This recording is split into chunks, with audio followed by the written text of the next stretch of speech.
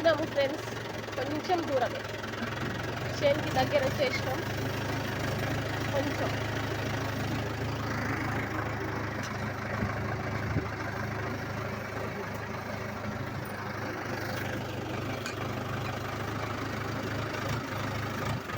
ఇది కనిపించేదే మా చేను,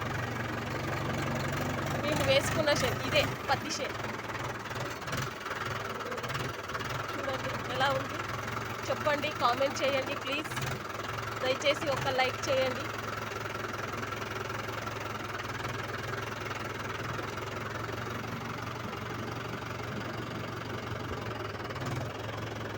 ఇంకో షేన్ కొంచెం కింద ఉంది, బాగు కింద, వెళ్తున్నాం అక్కడికే.